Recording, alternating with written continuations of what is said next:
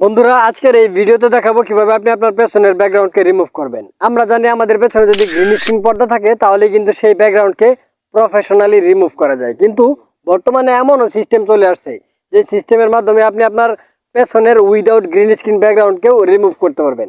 তাই আজকের এই ভিডিওতে দেখাবো কিভাবে গ্রিন স্ক্রিন পর্দা ছাড়া এই ব্যাকগ্রাউন্ডকে রিমুভ করতে হয়।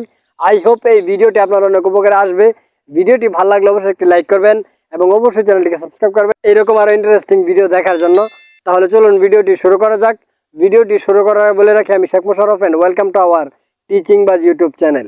বন্ধুরা, যে কোনো ভিডিওর ব্যাকগ্রাউন্ডকে রিমুভ করার জন্য আপনি প্রথমেই মোবাইল স্ক্রিনে চলে আসবেন। মোবাইল স্ক্রিনে আসার পর আপনার ফোনে প্রথমেই একটি অ্যাপ্লিকেশন ইনস্টল করে নেবেন। এই অ্যাপটির নাম হচ্ছে CapCut.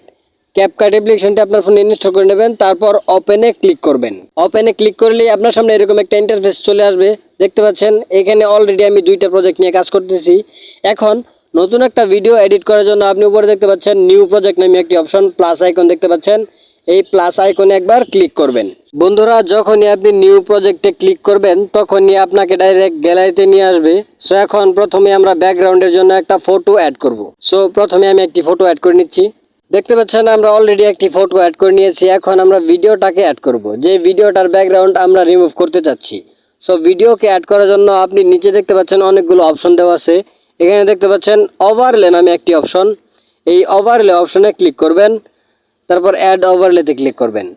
So add overlay click করলেই আপনার ডাইরেক্ট গ্যালারিতে নিয়ে আসবে। এখন আপনি এখান থেকে যে ভিডিওটার ব্যাকগ্রাউন্ড আপনি রিমুভ করতে চাইতেছেন সেই ভিডিওটাকে আপনি সিলেক্ট করুন।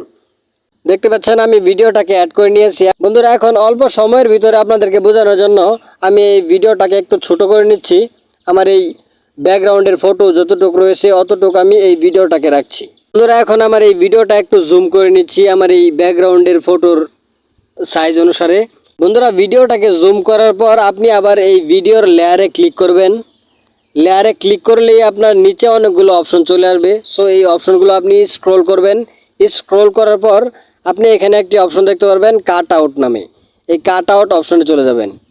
তারপর আপনি চলে যাবেন রিমুভ ব্যাকগ্রাউন্ড নামে একটি অপশন দেখতে পাচ্ছেন, এই অপশনে।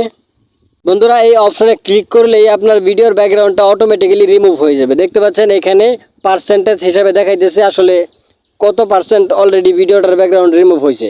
সো এটা 100% হলেই আপনার ভিডিওর ব্যাকগ্রাউন্ডটা পার্মানেন্টলি রিমুভ হয়ে যাবে। তাহলে দেখিয়ে দিলাম কিভাবে আপনি আপনার পিছনের ব্যাকগ্রাউন্ডকে রিমুভ করবেন, যে কোনো ব্যাকগ্রাউন্ডকেই। আই হোপ এই ভিডিওটি আপনার অনেক উপকারে আসছে। ভিডিওটি ভালো লাগলে অবশ্যই একটি লাইক করবেন এবং অবশ্যই চ্যানেলটিকে সাবস্ক্রাইব করবেন এইরকম আর ইন্টারেস্টিং ভিডিও দেখার জন্য। Thanks for watching.